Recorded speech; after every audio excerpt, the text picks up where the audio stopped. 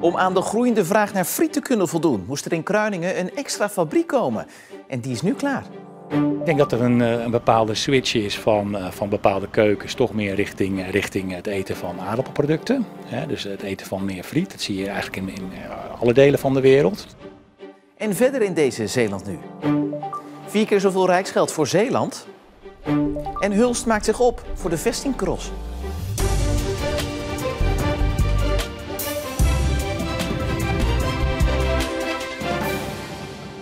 Goedenavond. De bouw heeft 5 jaar geduurd, 200 miljoen euro gekost en er waren 130 nieuwe werknemers voor nodig. Maar de nieuwe frietfabriek van Lamb Weston bij Kruiningen is klaar.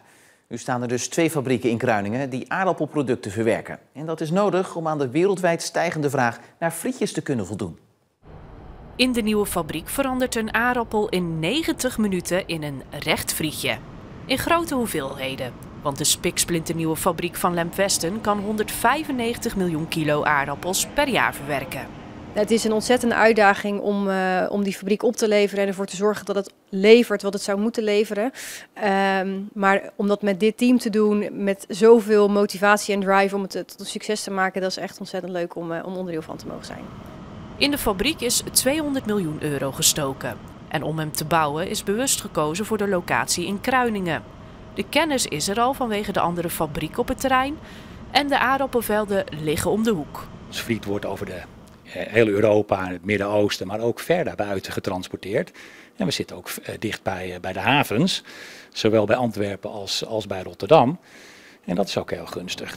De vraag naar friet stijgt nog elk jaar zo'n 3-4%. Ik denk dat er een bepaalde switch is van bepaalde keukens toch meer richting het eten van aardappelproducten. Dus het eten van meer friet. Dat zie je eigenlijk in alle delen van de wereld. De fabriek is voorzien van allerlaatste technische snufjes en gebruikt daardoor de helft minder gas en een kwart minder water dan zijn voorganger. Maar de indeling is ook anders. Vanaf de gang kan je als bezoeker het hele proces volgen. Op deze manier kunnen we mensen veilig het proces laten zien. Dus je hoeft niet meer helemaal in veiligheidskleding en voedselveilig de fabriek in. Maar je kunt om het proces heen lopen, goed het proces zien. En het geeft ons ook de mogelijkheid om ons hele verhaal te vertellen. Dus niet alleen over hoe maken we friet, maar ook wie zijn we nou als organisatie en als bedrijf. Dan zie je ook dat de machines zo goed als automatisch draaien. Toch waren er 130 nieuwe werknemers nodig in de fabriek. In het echt sturen van het proces, dus zorgen dat de machines doen wat ze moeten doen. Maar ook bijvoorbeeld sturen op kwaliteit. We werken met een grondstof die recht uit de natuur komt. En dat maakt dat je dus niet voor iedere aardappel hetzelfde proces kunt toepassen. En daar af en toe ook een beetje in moet bijsturen. Dus het is echt een ambacht om hier friet te kunnen maken. En ik praat erover verder met collega Carlijn de Splenter. Jij bent in die fabriek wezen kijken. Hoe anders was dat nou dan in vergelijking met die andere fabriek? Ja, toch wel anders, want je moet als bezoeker geen helm meer op, geen veiligheidsschoenen meer aan en ook geen oordoppen meer in. Dus je kan op de gang nog eens een fatsoenlijk gesprek met iemand anders voeren. En dat is natuurlijk wel handig bij rondleidingen bijvoorbeeld. Ja, je loopt in feite door het hele proces heen. Dat zagen we er net ook al. Maar hoe zijn ze eigenlijk op dat idee gekomen? Ja, uit Amerika, want daar zijn al fabrieken van Lamb Weston. En de fabrieken in Kruiningen zijn sinds vorig jaar in handen van Noord-Amerika. De Zeeuwse naam Meijer is toen ook verdwenen. En je ziet dus eigenlijk die Amerikaanse invloed nu al terug in deze fabriek. Ja, nu is de fabriek net open, maar is die ook alweer volop in gebruik? Dat nog niet. Ze zijn nu volop aan het testen, kijken of er dingen beter kunnen of moeten. En dan is de verwachting dat begin volgend jaar deze fabriek op volle toeren gaat draaien. Carlijn, dankjewel. Zeeland krijgt 4 keer zoveel geld om de stikstofuitstoot aan te pakken dan eerder was aangekondigd. Minister Wiersma van Landbouw heeft de provincie laten weten niet 7, maar 28 miljoen euro beschikbaar te stellen voor de stikstofaanpak. Reden voor de verviervoudiging is dat veel van de Zeeuwse stikstofneerslag uit het buitenland komt en omdat Zeeland naar verhouding in eerste instantie veel minder kreeg dan andere provincies. Volgens de provincie heeft onder meer het bezoek van de minister aan Zeeland afgelopen maand duidelijk gemaakt dat er meer geld nodig is. De staking van apotheekmedewerkers mag volgende week niet doorgaan. Dat heeft de rechter bepaald in een kort geding. Dat was aangespannen door de werkgevers. Die vonden de staking onverantwoord en vreesden voor onherstelbare gezondheidsschade als patiënten niet op tijd hun medicatie kregen. En na weken van ergernis, omrijden en vooral langer onderweg zijn, gaat vanavond de Tolense brug weer open voor het verkeer. maar wel met een snelheidsbeperking van 50 km per uur. Bij geplande werkzaamheden vorige maand bleek er een probleem te zijn bij het vervangen van de voegovergangen. Dat zijn de verbindingen tussen de weg en de brug. Dus een forse tegenvaller begin november, waardoor er 5 weken extra stremming was van deze brug. Ontzettend vervelend. Blij dat de brug vandaag weer open kan. En in maart moeten we het werk afmaken. Er moet dus nog hard gewerkt worden. Maar wat vonden de inwoners van Tholen van deze vertraging afgelopen weken? Zeker die 5 weken extra stremming heeft tot veel vragen geleid en veel reacties. En we hebben gemerkt dat deze brug belangrijk is voor het dagelijks leven voor de mensen hier op Tholen. En wanneer moeten Tholenaren dan, als het goed is, voor de laatste keer omrijden? We mikken op de tweede helft van maart, maar dat gaan we in januari inplannen. Begin volgend jaar dus weer aan de slag. Maar hoe viert Rijkswaterstaat dat de brug vanavond weer open kan? Wellicht ga ik even toch eroverheen rijden om te kijken hoe druk het is. Maar dat weet ik nog niet hoor. Maar veilig gevoel dus? Ja, zeker. Ja. Dit voorjaar gaan de eerste proefvaarten door de nieuwe sluis in Terneuzen. Na de opening van het miljardenproject in oktober bleek dat het bouwwerk nog niet gebruikt kon worden vanwege mankementen aan de bruggen. Die gebreken zijn nu aangepakt, waardoor de sluis, volgens de nieuwe sluis, 100 jaar lang goed kan werken. De komende tijd worden ook nog testen gedaan om de sluiswachters vertrouwd te maken met de nieuwe sluis. In Kwadendamme is vandaag een cadeau onthuld wat 2 jaar geleden al aan het dorp was toegezegd. Het dorp had als enige van de gemeente Borselen geen eigen dorpswapen. En daarom kregen zij dit van hun eigen Prins Carnaval cadeau. De aangewezen ontwerper was meteen enthousiast. Nou, ik had eigenlijk gelijk al ideeën daarbij. Ik dacht, Kwadendamme, dat kun je gewoon uitbeelden. Zo staat de zwarte scheiding voor de dijk die in 1532 doorbrak. En het Rode Kruis onderin moet de kerk voorstellen.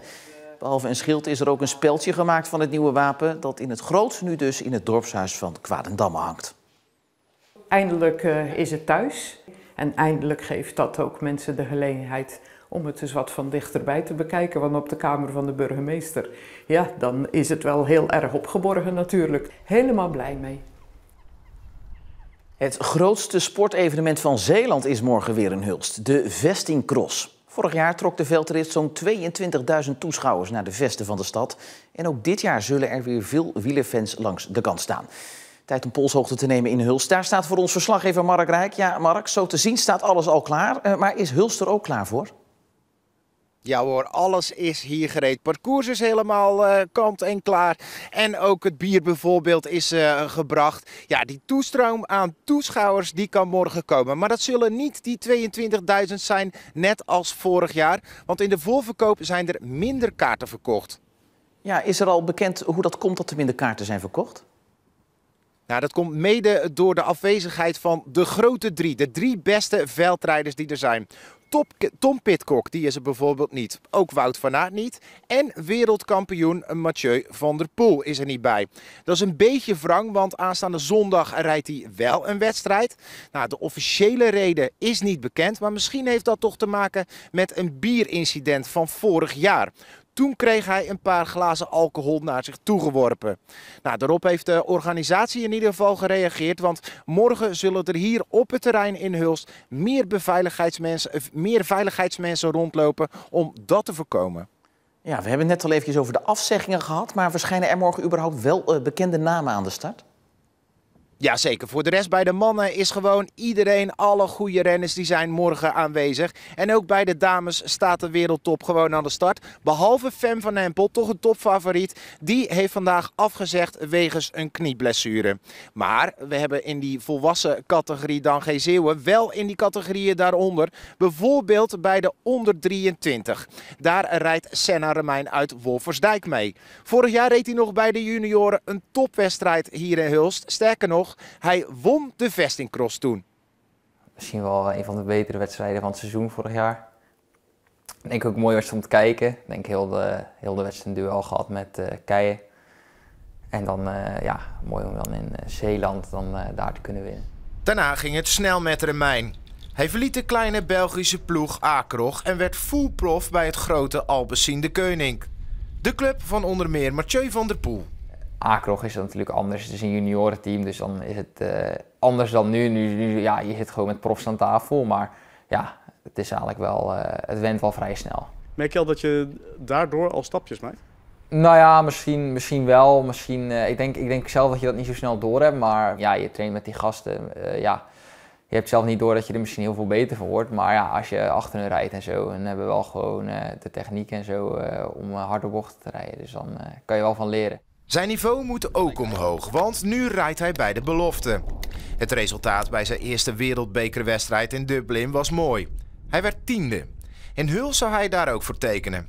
In de dagen erna rijdt hij nog de World Cups in Zonhoven en Gaveren. Huls vind ik altijd wel een leuk rondje. En het is ook wel fijn dat ik dan nu als eerstejaarsbelofte ook geselecteerd word voor de volgende wedstrijd. Tenminste, Hulst en Zonhoven is dan onder 23. En Gaveren is zelfs met de elites. Dus dan wordt hij nog wat harder gereden. Morgen dus aan de start van de Vestingcross. En die Vestingcross is morgen bij ons te volgen online in een live vlog. En zondagavond zijn de hoogtepunten terug te zien in een samenvatting in het programma Omroep Zeeland Sport. Ja, wat was dat lichtgevende bolletje vanmorgen daar nou in de blauwe lucht? Nou, dat was de zon die zich sinds lange tijd weer eens even liet zien. Duurde overigens niet lang, want vanmiddag overheerst de bewolking. Morgen dan laat de zon zich ook nog heel eventjes zien, maar die maakt ook alweer snel plaats voor wolken en regen. Het kan morgen ook best onstuimig worden met een stevige zuidwestenwind, windkracht 7 en maximaal 10 graden. En dat beeld houden we zo de rest van het weekend. Ja, leuker kan ik het niet maken. Ook niet makkelijker overigens. Tot zover deze Zeeland Nu voor vandaag. Voor nu nog een hele fijne avond, een goed weekend en graag tot morgen.